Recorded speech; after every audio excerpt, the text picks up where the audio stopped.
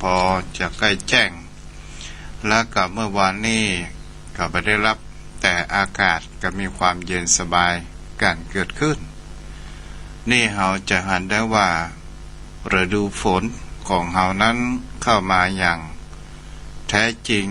และก็จะเป็นสิ่งที่เราก็จะหันได้ว่าจะใกล้ถึงฤดูเข้าพรรษาเทศกาลเข้าพรรษาที่พี่น้องศรัทธาญาติโยมก็จะได้ทำบุญกันตลอดจนถึงช่วงนี้ประเพณีเดือนเก้าเพลงก็มีหลายที่หลายทางหลายวัดหลายวาด้วยกันแต่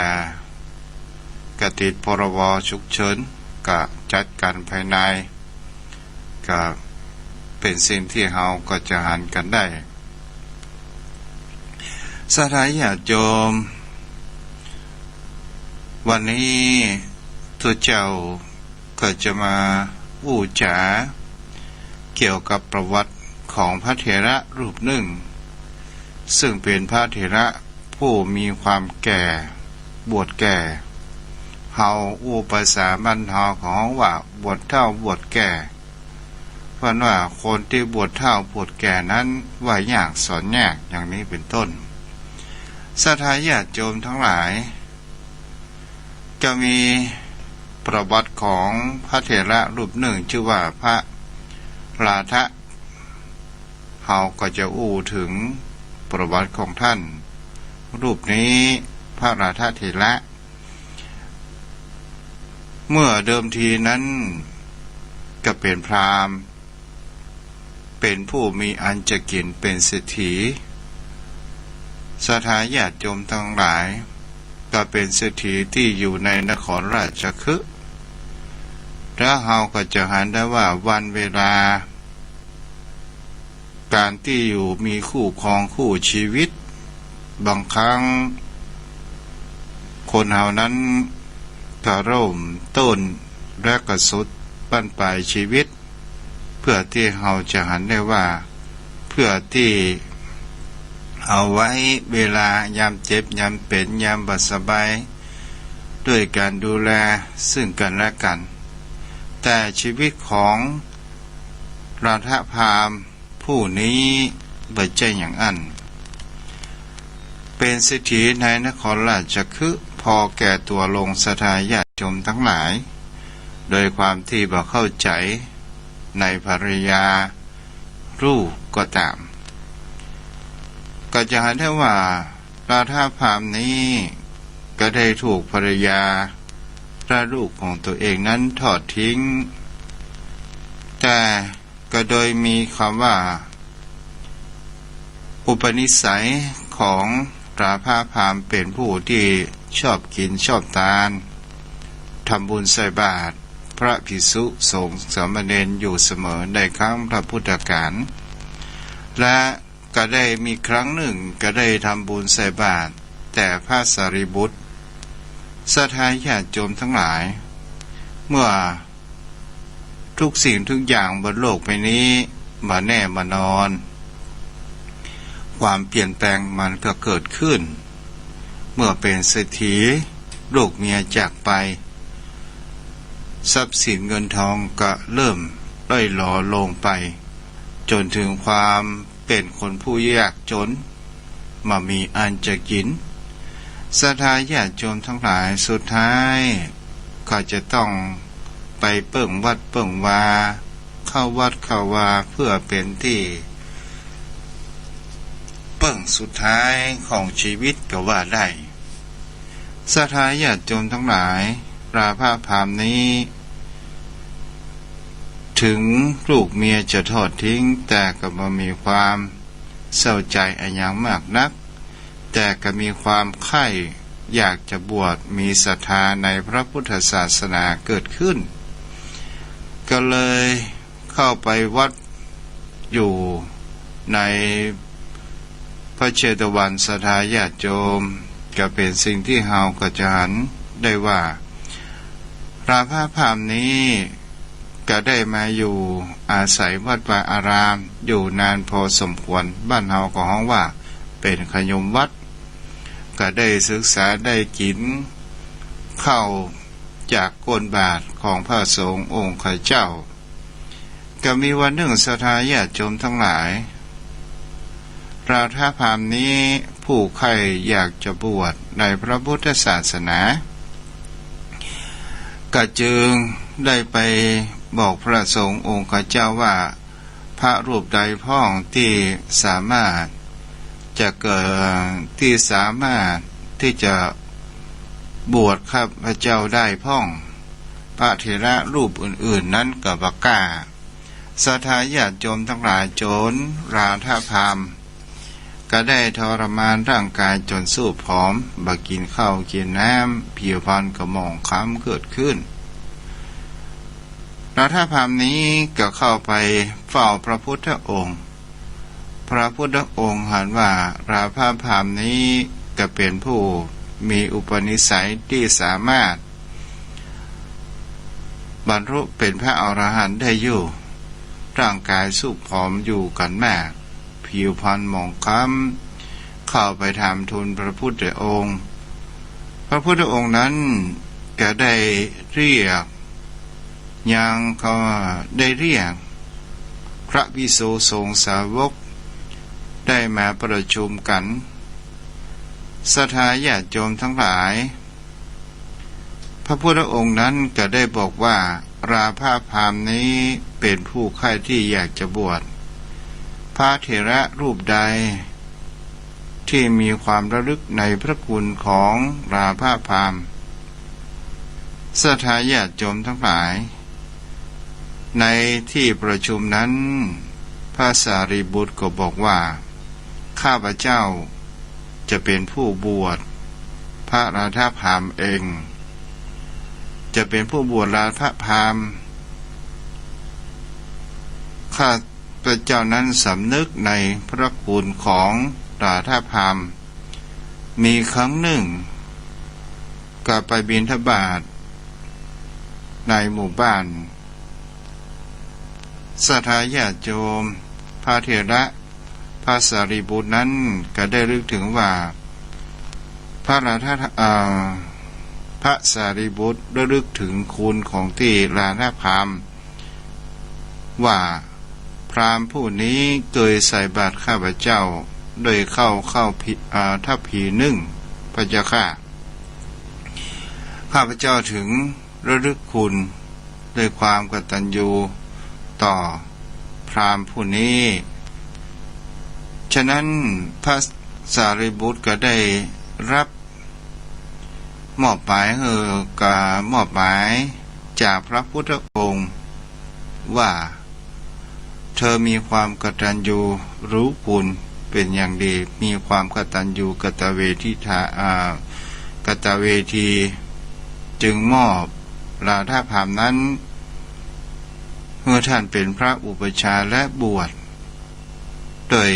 การอุปสมบทด้วยวิธีสารณคมที่พระองค์ทรงอนุญาตไว้แล้วแต่เดิมและเปลี่ยนมาเป็นทรงอนุญาตการอุปสมบทด้วยวิธียติจตุถกรรมก็คือมีการอุปสมบทโดยทรงเป็นใหญ่ศรัทธาญาติโยมช่วงนี้ก็ใกล้เข้าพรรษาก็มีผู้ที่ใครจะบวชหลายที่หลายคนใครจะบวชจำพรรษาศึกษาพระธรรมศรัทธาญาติโยมทั้งหลายการบวชโดยยติจตุถกรรมนี้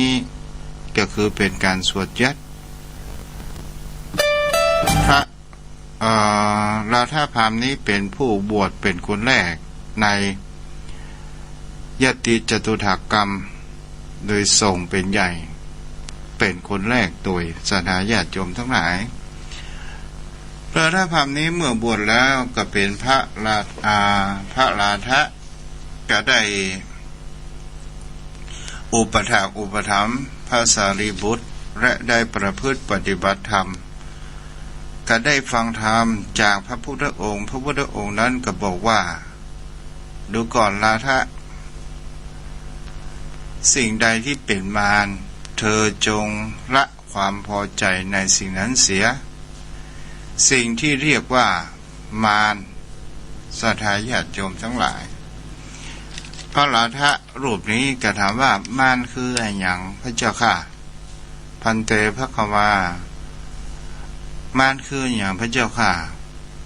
พระพุทธองค์นั้นก็บอกไว้ว่ามารนั้นก็คือคำว่ารูปเวทนาสัญญาสังขารและวิญญาณก็คือขันธ์ห้านั่นเองศรัทธาญาติโยมทั้งหลายและพระพุทธองค์นั้นก็ได้ตรัสไปว่าสิ่งเหล่านี้มันเป็นสภาพที่มันมีความเที่ยงส่วนใหญ่นั้นมันจะเป็นความทุกข์และมันมีคำว่าตัวตนมันมีคำว่าตัวตนเมื่อมันเกิดขึ้นแล้วดำรงอยู่ก็เปลี่ยนแปลงและก็สูญสิ้นไปตามธรรมดาของระบบของธรรมชาติอย่างนี้เธอจงละความพอใจในสิ่งที่เป็นคำว่ามารนั้นเสียเอาละศรัทธาญาติโยมเราก็มาเข้าสู่ในการที่ว่าคำว่ามารในที่นี้ศรัทธาญาติโยมทั้งหลายพระพุทธองค์นั้นก็บอกกับพระราธะผู้มีความเพียรผู้มีความใคร่ในการประพฤติปฏิบัติก็ได้ทำได้ศึกษาคำว่ามารในที่นี้รูปก็คือรูปที่มันประกอบกันเข้าด้วยธาตุทั้งสี่ทุกสิ่งทุกอย่างนั้นจะเห็นได้ว่ามันมีความเที่ยงแท้และแน่นอนมันเกิดขึ้นตั้งอยู่เปลี่ยนแปลงและมันก็สูญหายดับสลายไปเราจะเห็นได้ว่าเราปลูกต้นไม้โยมพ่อโยมแม่ก็ลองสังเกตว่าเราปลูกต้นไม้เมื่อมันได้ดินได้ปุ๋ยมันก็เจริญเติบโตมีความเปลี่ยนแปลงเกิดขึ้น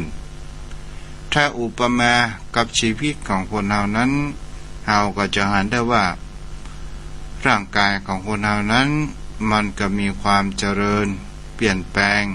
จากเด็กจากหมอกหงายแล้วก็ฝึกการฝึกยืนฝึกเตวแล้วก็ฝึกคิดฝึกอ่านแล้วก็ร่างกายก็จะมีความเจริญเติบโตเกิดขึ้นเป็นหนุ่มเป็นสาวเป็นวัยทำการทำงานตลอดจนถึงเป็นวัยชราวัยเฒ่าวัยแก่นี่เราก็จะอ่านกันได้ว่าพระพุทธองค์บอกว่าสิ่งเหล่านี้มันก็คือมายาเป็นมารเวทนาศรัทธาญาติโยมทั้งหลายเวทนานั้นก็คือความรู้สึกในที่นี้ก็หมายถึงว่าอารมณ์ที่มันเกิดขึ้นกับตนตัวของเราจะเป็นสุขหรือว่าจะเป็นทุกข์หรือว่าบ่สุขบ่ทุกข์ศรัทธาญาติโยมเราก็ลองสังเกตง่ายๆที่ใกล้ตัวของเรามากที่สุดนั่นก็คือการเวลาเราไปวัดไปวาเราจะเห็นได้ว่าถ้าเรานั่งแตบกับพื้นโดยทีแรกนั้นเราก็นึกว่าเรานั่งพับเพียบมันจะสบายศรัทธาญาติโยมทั้งหลายถ้าเรานั่งผ่านไปสักครู่หนึ่งเราก็จะหันตัวเวทนานั้นเกิดขึ้นนั้นก็คือความทุกข์เป็นเน็บชาเมื่อมันเป็นเน็บชาแล้วเพื่ออยากจะให้มันสบายเราก็จะต้องเปลี่ยนอิริยาบถจากพับเพียบอาจจะเป็นเปลี่ยนข้างถ้าเปลี่ยนข้างก็เราจะคงจะนั่งคัสมาธิบางครั้งบางคราวเราจะหันได้ว่าถ้าเรานั่งคัสมาธินั่งแบบทำสมาธิเราก็จะหันได้ว่าเรานั่งผ่านไประยะหนึ่งอาการเน็บชานั้นมันก็เกิดขึ้นแล้วก็เราก็มีความคิดว่าถ้าเรานั่งเก้าอี้ก็คงจะสบายดีเมื่อนั่งเก้าอี้ศรัทธาญาติโยมทั้งหลายพอเวลาผ่านไป เราก็จะหันได้ว่าความเบื่อในการท่านั่งของเรานานๆเราก็มีความทุกข์เกิดขึ้นก็เป็นสิ่งที่คนเรานั้นเราก็จะหันกันได้ว่านี่แหละก็คือความทุกข์นี่ก็คือเวทนานั่นเองสุขก็เป็นตัวเวทนาตัวอย่างหนึ่งสถาญาติโยมเราก็เห็นได้ว่าความสุขของคนเราที่เราค้นคว้าหาแต่เราไปหาความสุขภายนอกเปลือกนอกเราจะเห็นได้ว่าเราอยากได้สิ่งใดก็ตามเราสรรหาเราได้มาแล้วเราก็นึกว่ามันจะอำนวยความสะดวกและมีความสุขเกิดขึ้นได้เมื่อมันได้มาแล้วเราก็มีความสุขเพียงแค่ชั่วคราวเท่านั้นพอเวลาผ่านไปสิ่งของเรานั้นจากใหม่ก็เป็นเก่าจากเก่าแล้วเราก็บ่ใส่ใจมันก็จะเป็นสิ่งที่เราหันอันอื่นเราก็อยากจะได้ใหม่โดยความว่าเป็นความสุขอย่างนี้เป็นต้นนี่แหละศรัทธาญาติโยมทั้งหลายเราจะหันได้ว่าตัวเวทนานั่นเองเวทนาเป็นสิ่งที่คนเรานั้นเจอเหมือนกันทุกคนได้ประสบอยู่ทุกรูปทุกนามเหมือนโยมพ่อโยมแม่ฟังทุกเจ้าอยู่ณขณะนี้บางท่านบางคนก็ฟังแล้วก็มีความคิดสบายใจบางท่านบางคนนั้นก็บ่ถูกจริตในการรับฟังอาจจะมีอคติกับต่อตนตัวของอาตมาก็ได้นี่แหละก็คือตัวเวทนาสัญญาก็คือตัวความทรงจำความรู้ที่มันเกิดขึ้นเช่นเราหันรูปหันร่างเราจำได้ว่าจะเป็นรูปปวดใจไม่ยิงคนนั้นชื่อนั้นชื่อนี้ตลอดจนถึงสัญญาแห่งความจำเสียงเราจะหันได้ฝีเท้าฝีการเดินเสียงเกิบของบุคคลนี้เป็นเช่นนี้ตลอดจนถึงเสียงรถบุคคลนี้นี่คือรถของภายนี้ก็เรียกว่าสัญญาสังขารก็คือตัวปรุงแต่งศรัทธาญาติโยมทั้งหลายสังขารเฮาก็อุปมาก็เหมือนครอบครัวก็คือต้องปรุงแต่งจะหาได้ว่าตัวสังขารนี่แหละเป็นตัวที่ทำให้จิตใจของเฮานั้นมีความหวั่นไหวก็ด้วยการที่เฮาได้มีความปรุงแต่งเกิดขึ้นเฮาได้ยินเสียงเพศตรงข้ามผู้ชายฟังได้ยินเสียงของผู้หญิงก็จะมีความอ่อนไหวผู้หญิงก็ได้ฟังเสียงบุรุษก็จะมีความอ่อนไหวและก็เป็นสิ่งที่เฮาก็จะหันกันได้ว่าบางครั้งบางคราวเฮาหันรูปหันร่าง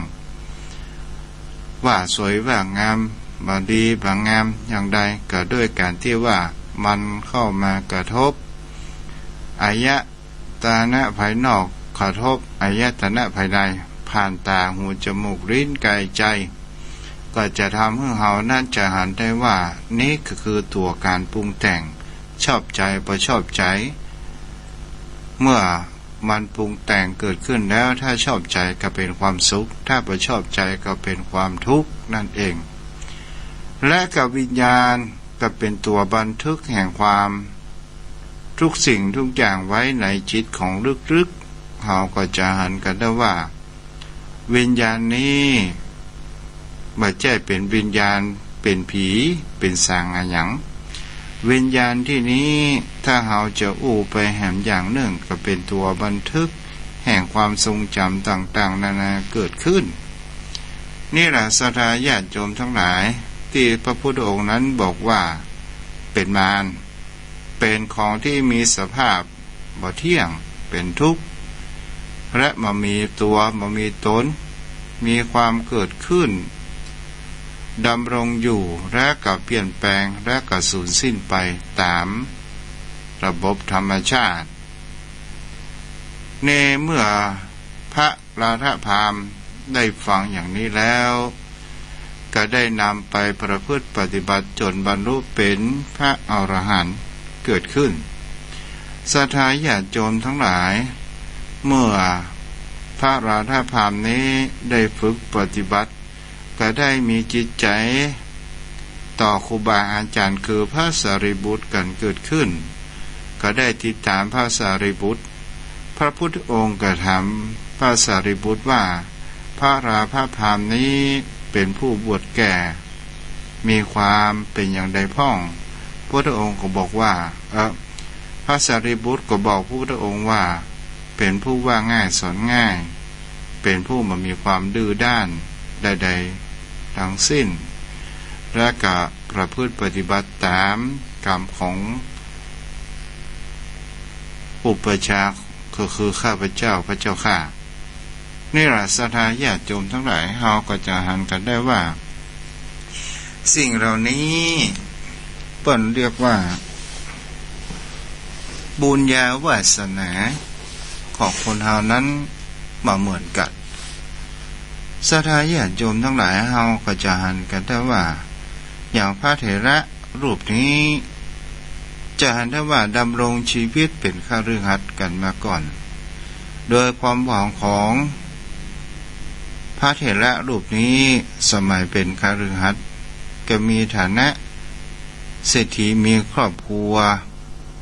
ศรัทธาญาติโยมทั้งหลายเฮาก็จะหันได้ว่าเป็นเศรษฐียังสามารถที่จะเป็นคำว่าวันนี้พวกขอทานคนบ่ดูแลก็คือภรรยากับลูกทอดทิ้งของพระเถระรูปนี้ไปสมัยเมื่อเป็นฆฤหัสถ์เกิดขึ้นนี่แหละสิ่งเหล่านี้เฮาก็จะหันกันได้ว่าบุญกุศลพระอานิสงส์ที่พระเถระรูปนี้ตอนเป็นฆฤหัสถ์ได้ทำบุญใส่บาตรจากการที่ทำบุญใส่บาตรเข้าทัพพีนึ่งแก่พระสารีบุตรพระสารีบุตรนี้ก็รึกถึงพระคุณก็ได้มีความกตัญญูเปิ้นบอกไว้ว่าบุพกาลีประกตัญญูกตเวทิตาสิ่งที่บุคคลนั้นว่าเปิ้นบอกว่าบุคคลที่ทำก่อนก็คือบุพกาลีและกตัญญูกตเวทิตาก็คือเป็นผู้ระลึกถึงพระคุณและกระทำตอบแทนในภายหลังจะเป็นพ่อเป็นแม่มีพระคุณต่อลูกเมื่อลูกเติบโตใหญ่ขึ้นมาถ้าลูกคนใดระลึกถึงพระคุณของพ่อของแม่และอุปถัมภ์อุปถากพ่อแม่บุคคลผู้นั้นก็จะมีแต่ความเจริญเกิดขึ้นได้มีความเจริญรุ่งเรืองเกิดขึ้นนี่แหละศรัทธาญาติโยมทั้งหลายเฮาก็จะหันกันได้ว่าสิ่งเหล่านี้ที่พระสารีบุตรเป็นอุปชาบวชพระเถระรูปนี้เกิดขึ้นก็ด้วยความกตัญญูและเฮาก็จะหันกันได้ว่าวิถีชีวิตของคนเฮานั้นมาแน่มานอนจะหันได้ว่าบุญกุศลที่พระเถระพระราธะเป็นผู้กระทำก่อนโดยการสร้างบุญตลอดจนถึงบุญกุศลในอดีตชาติได้มาส่งเสริมให้ได้พบพระพุทธศาสนาได้พบกับหลักธรรมคำสอนของพระพุทธองค์และได้เกิดในยุคของพระพุทธองค์ศรัทธาญาติโยมทั้งหลายก็จะเห็นได้ว่าราธาพามนี้ก็เข้าไปวัดวาอารามอยู่อาศัยแต่มีความใคร่ที่อยากจะบวชเป็นทูตเจ้าเฮาอู้บ้านๆเนาะอยากบวชเป็นทูตเจ้าแต่ก็มามีไผบวชฮื้อ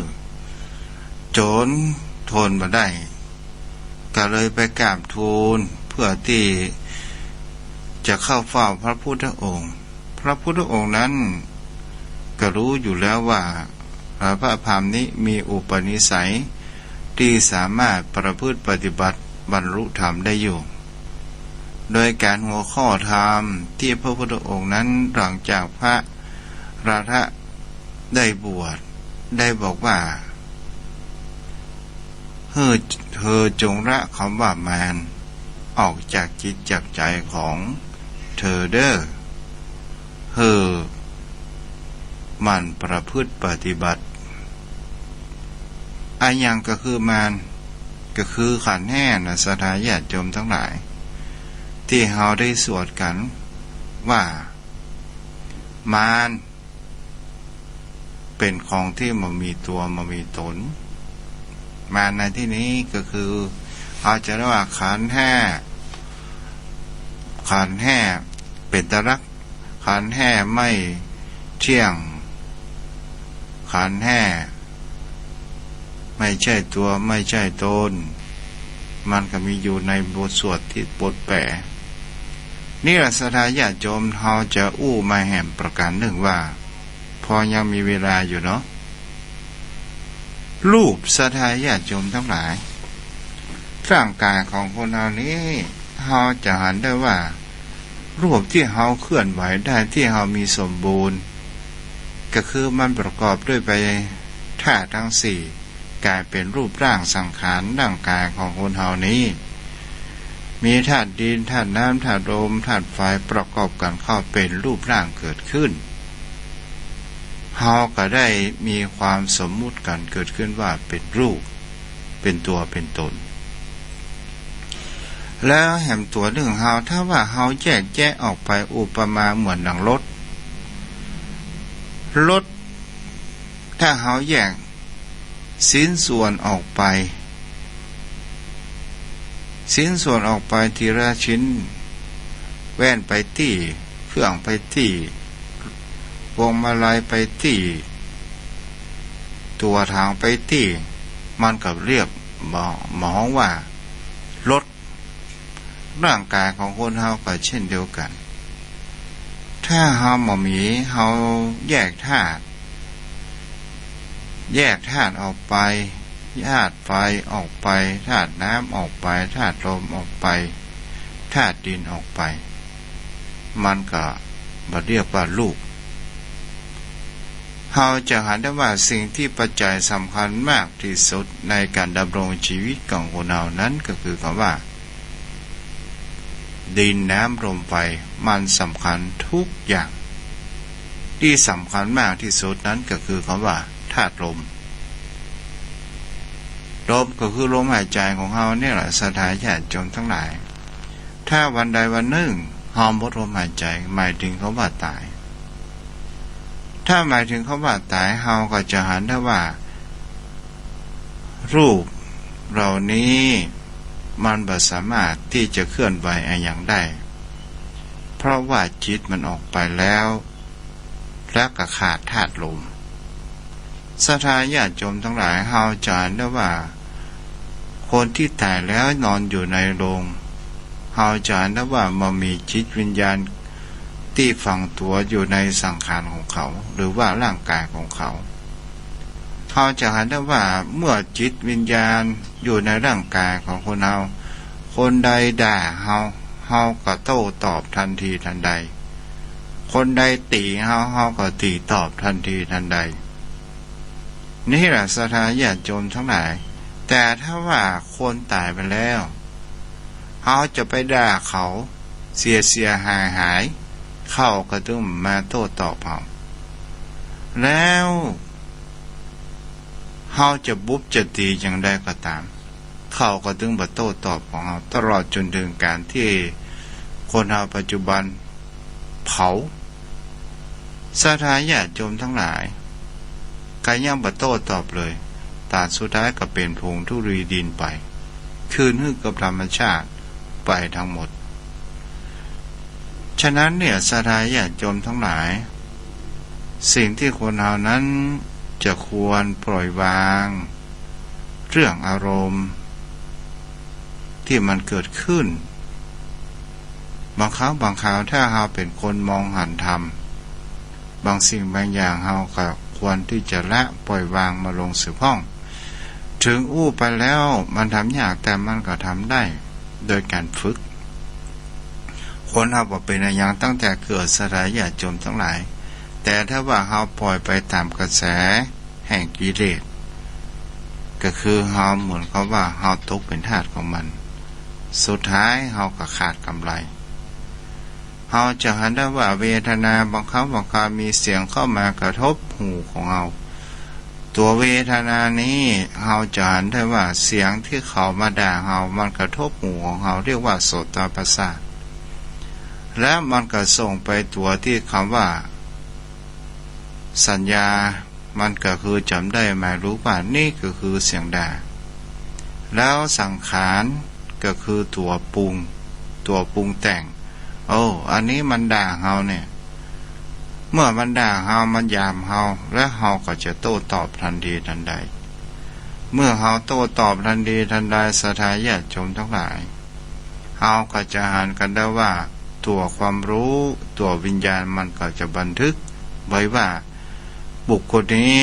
มาด่าเฮาชื่อนี้แล้วก็มันจะมีคำว่าผูกอาฆาตไปตามธรรมชาติบ่สามารถที่จะหันได้แต่ถ้าว่าคนเฮาได้ยินเสียงเขาด่าเข้ามากระทบเฮามันเกิดเวทนามันเกิดเวทนาเกิดขึ้นและเฮาก็จะหันกันได้ว่ามันสัญญาจำเสียงว่าบุคคลนี้ด่าเฮาตัวสังขารเป็นตัวสำคัญมากถ้ามันปรุงแต่งเฮาก็จะมีความโกรธถ้าเฮาบ่ปรุงแต่งล่ะเฮาบ่สนใจล่ะมันก็จะผ่านไปเหมือนกับสายน้ำผ่านไปตามกาลเวลาผ่านจากตัวของเฮาไหลลงไปสักมันไม่สามารถที่จะย้อนกลับมาได้อารมณ์ก็เช่นเดียวกันถ้ามันเกิดขึ้นถ้าเฮาไปโต้ตอบมันก็จะยิ่งสืบไปอยู่เรื่อยอยู่เสมอกูกรรมมึงกรรมกูกรรมมึงกรรมตอนสุดท้ายจะเกิดอาฆาตพยาบาทกหันข้าวศรัทธาญาติโยมทั้งหลายหันสอกับดาราพิษเทียงกันหมูแล้วหมูหายเพียงแค่กรรมบอกกี่คำเฮาก็อยากรู้ว่ามีความโต้ตอบกันเกิดขึ้นนี่ก็คือเรียกว่าความผูกอาฆาตเกิดขึ้นโดยขันธ์แห่นั่นเองนี่เฮาจะเห็นว่าขันธ์แห่นั้นเป็นพยามาร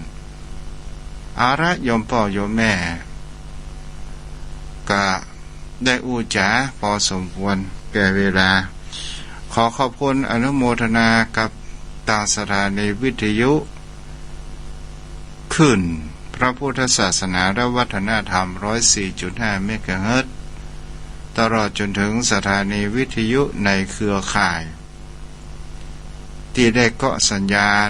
ไปแต่ละที่จะเป็นเมืองฝางแม่แจ่มหรือต่างจังหวัดก็ตามก็ขออนุโมทนาขอบคุณตัวเด้อเอาละศรัทธาญาติโยมโยมพ่อโยมแม่ตุเจ้าวัดทุ่งปะเกร็ดจะมาอยู่ในสถานีนี้ทุกวันศุกร์และทุกวันพฤหัสและวันศุกร์เวลา 5 โมงจนถึง 6 โมงเมื่อแรงช่วงนี้ก็โทรศัพท์เข้ามาได้เด้อ0631639950โทรเข้ามาได้เนาะ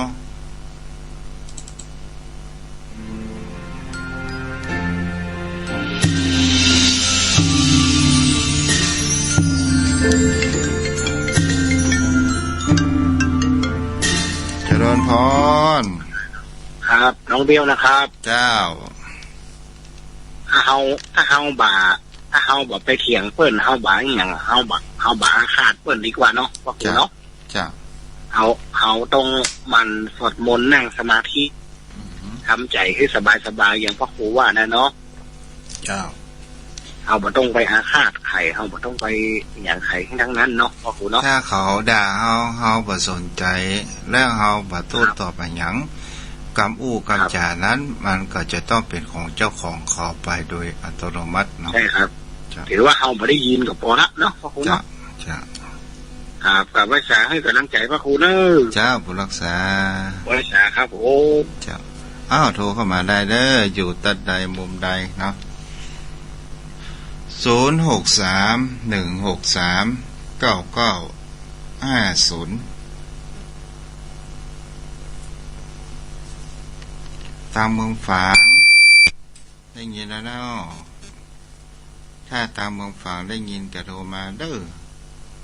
ทางแม่แจ่มก็ตามเนาะเต่าที่สัมผัสในปฐมว่าพันธมิตรโดยท่านพระครูอภิวัตรวัฒนาวิกรมได้เป็นผู้นำเกี่ยวกับการเกาะลิงก์สัญญาณไปแต่ละสถานีอันนี้ก็คือมีหัวใจเหมือนกันก็คือมีความมุ่งหมายเผยแผ่ธรรมและก็เป็นคู่ง่อมคู่เหงากับโยมพ่อโยมแม่เป็นคู่คิดคู่อ่านกับโยมพ่อโยมแม่เนาะเจริญพรแม่บุญยังไม่ย้ายค่ายแล้วก็นั้นมาอยู่เพกะนมัสการเจ้าเฮาอยู่ปุ้นเฮาก็อยู่อ๋อแม่นึกว่ามาอยู่เลยอยู่กะแต่เวลาเก่าเฮาก็เติงหาเวลาเก่าได้แม่ก็แน่จ้าแม่ก็ว่าโหอันนี้มาออกขึ้นเพเนาะจะนี่ก็ฟังกันตั้งนี่ตัวกันเจ้าแล้วก็ฝนตกก็จะเกียบปลาลานเนี่ยโอ้ยวะลูกนี่เป็นไรนี่มันชัดเจนจะได้ไฟอินเนี่ยดังดีเหลือ69กันเนอะ96กันเนอะมาเดี๋ยวนี้นะดังแล้วเนาะอันนั้นเคยอันนั้นมันรุดไหลๆเย็นมาโหแต่นี่ดีเฮ้ยอันนี้ชัดเจนดีเมื่อคืนกระชากอ่ะจ้าที่ฝนตกก็มันตกอีกเจ้าแล้วแม่ไปที่ไหนโอ้โหมันบินไปทางอื่นหมดละตกแต่คืนเนี่ยน้อยเดียวอ่ะแม่นึกว่าไม่ได้ไปวัดจะไปอยู่หรออ๋อจ้าไม่ใช่จ้าบุตรรักษาแม่จ้าโทรเข้ามาได้0631639950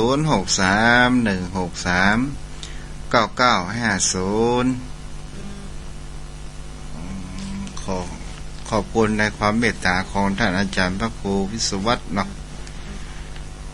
ครูบาอาจารย์ผู้มีความสันโดษผู้มีความเมตตาเนาะมีความรักในการเผยแผ่หลักธรรมของพระพุทธองค์ถ้ามันมีเปิ้นก็คงจะไม่ได้ยินกันเจริญพรโอ้ไวสาท่านพระคุณเจ้าโอ้ได้ฟังน้ำฟังธรรมเป็นบุญเป็นกุศลไวสาเมตตาธรรมท่านเจ้านะครับไม่แรงกว่าดีท่านเจ้ามาได้ฟังถึงครอบครัวดีจ้ะครับเพราะว่าบารมีท่านพระคุณเจ้าอย่างผมเขานี่ให้มาสอนลูกนี่ก็พอฟังให้มาสอนแม่บ้านเขานี่มันบ่เหมือนท่านพระคุณเจ้าสอนมันคุณเจ้าได้เอาน้ำเอาทำมาพี่ไหนครับว่าไงครับแม่บ้านนี่ถูกหมดหรอโอ้มันอาศัยท่านเจ้าเอ้ยมันอย่างว่านะจ๊ะมันบอกงูเนี้ยใดมันมาด้วยกันแล้วจำเป็นต้องอยู่ด้วยกันมันเสี่ยงอายุไปด้วยกันเนี่ยมันได้มาห่วมทุกข์ห่วมสุขกันละถ้าอยู่ด้วยกันยอมมันต้องเป็นคนยอมฝ่ายหนึ่งอ่ะมันจำเป็นนะท่านเจ้าผมแม่บ้านยอมกับว่าพี่หนานยอมอ่ะโอ้ส่วนมากผมจะยอมผมจำท่านพระคุณเจ้าผมจำหลวงพ่อเจ้าคณะอำเภอที่เปิดเป็นอุปชาผมนะประชุมผมเป็นที่เจ้ามาประชุมมันเป็นใจพ่องโอ้มันอู้กันมาอู้เรื่องหลวงพ่อนะอันมันจึงมีอันที่มันอู้บอกงูเนี่ยมันต้องอู้เอาสละไว้ฮั่นอู้เรื่องอื่นต่อไปผมก็มาคิดประเดี๋ยวนะถ้าอู้กันแม่บ้านนะอู้บอกอู้เรื่องอันนี้บอกอู้ละอันนี้สละไว้เนี่ยเขาค่อยมาอู้วันลุนอู้เรื่องต่อไปที่มันเข้าใจถูกต้องลำพังอู้ถึงธรรมะเนี่ยนะท่านพระคุณเจ้ามันดีถ้าเราได้ฟังมันหนึ่งมันเป็นแสงสว่างมันเป็นความจริงตัวอย่างท่านเจ้าอู้ประเดี๋ยวนะมันเป็นเรื่องที่จริงหมดมันไม่ใช่เรื่องสมมุติโดยนิทานเป็นเรื่องความจริงหมดแต่ว่าคนเฮาเนี่ยเวลาจะไปโค้นไปอ่านอย่างพระไตรปิฎกเนี่ยน้อยคนนักที่จะไปเปิดไปดูท่านพระคุณเจ้ามันแค่เฮาอู้ไปแล้วก็คือมันเป็นภาษามาตรฐานเนาะในการบันทึกของเปิ้นแล้วก็ถ้ามาเป็นไทยนี่มันก็เป็นภาษามาตรฐานคนถ้ามันมี ความรู้ทางบาลีนั่นเย็นเนาะครับมาก็มันก็ยากเหมือนกันครับแต่เฮาถ้าเฮาเอาสิ่งเหล่านี้ออกมาอย่างตู้อู้ประเดี๋ยวนี้ก็คือจากธรรมบทครับแม่นๆครับราชาพามอ่ะจ้ะภาค4ภาคจตุโถภาคโคนะท่านพระคุณเจ้าเนาะถูกต้องแล้วก็ตู้ประจำเหตุการณ์อันนี้มาได้แล้วก็เฮาก็จะได้ว่าพระเถระรูปนี้มันมีใครที่จะอู้ถึงพ่องเลยเป็นสิ่งที่หันได้ว่าแท้ที่จริงในธรรมบทมันมีเพียงแค่ประวัติประดายครับอาญาก็ว่าสมัยเพิ่นเป็นคฤหัสถ์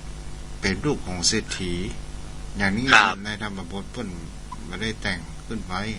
แม่นๆครับแต่งเรื่องความกตัญญูของพระสารีบุตร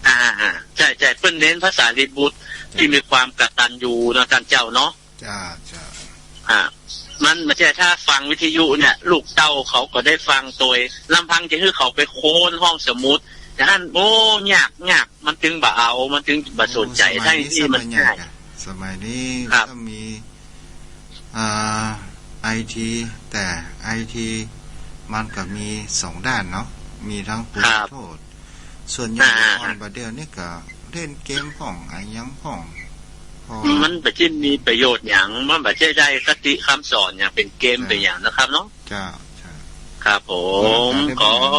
ครับไหว้สาเมตตาธรรมท่านพระคุณเจ้านะครับขอกราบไหว้สาเลยครับบุรักษาโทรเข้ามาได้เด้อ0631639950นี่ก็คือความมุ่งหวังอยากจะให้โยมพ่อโยมแม่ได้หันธรรมของพระพุทธองค์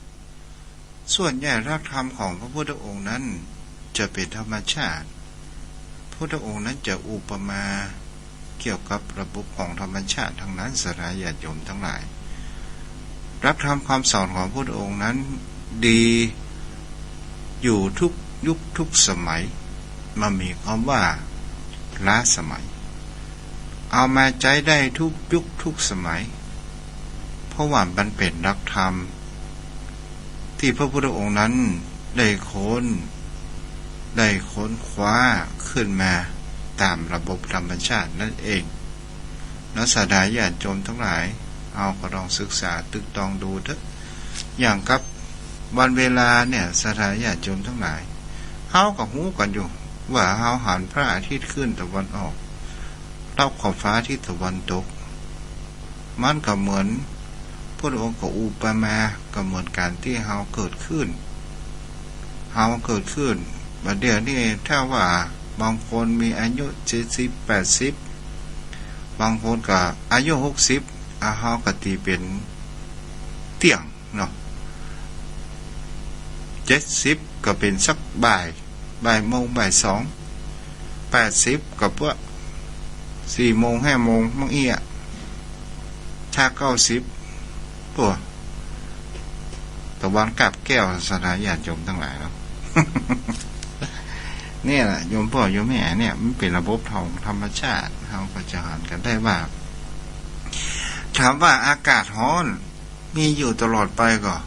มันมีอยู่ตลอดไปโยมพ่อโยมแม่ก็ลองสังเกตนับคิดถึงย้อนไป 2-3-4 ทิศที่ผ่านๆมาร้อนขนาดถามว่ามันจะร้อนกู้วันไปก็มันก็ร้อนกู้วันสุดท้ายฝนก็ตกมันก็เย็นต่อไปถ้าฝนตกนักมืดน้อยก็ตกมืดน้อยก็ตกโยมพ่อโยมแม่ก็จะถามว่าตกแตะตกบ่าตกนี่หยังล่ำมันเหลือเนี่ยศรัทธาญาติโยมทั้งหลายคนเฮาจะหาได้ว่าสิ่งใดก็ตามที่เฮาปรารถนาบางครั้งก็เกิดขึ้นบางครั้งก็บ่เกิดขึ้นมันจะมีความจีรังยั่งยืนอย่างบนโลกใบนี้เฮาคิดอย่างนี้แล้วก็จะหาได้ว่าเฮาจะมีความสบายใจหรือว่าที่ภาษาพุทธองค์ว่าตถาคตมันเป็นเช่นนั้นเองโทรเข้ามาได้เด้อ0631639950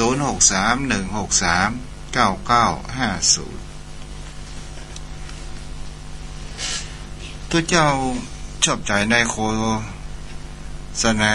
หรือว่าประชาสัมพันธ์เกี่ยวกับประกันชีวิตด้วยศีล5เนี่ยโอ้สถานญาติโยมก็จะได้ว่าคนเอาไอเดียนี้มานี่ก็คือโยมพ่อโยมแม่ได้หันถามว่าถ้าว่าบุคคลใดครอบครัวใดเป็นผู้มีสิทธิ์บ้านนั้นหลังนั้นจะมีแต่ความร่มเย็นสงบบ้านหลังนั้นมีแต่ความสุขการเกิดขึ้นถ้าว่าเรามีศีล5กันเนาะ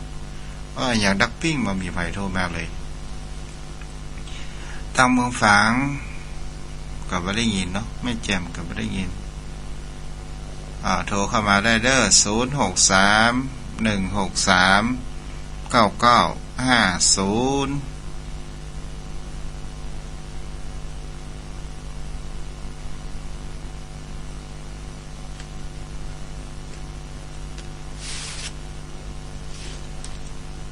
มีแต่ความสุขความเจริญเหมือนกันทุก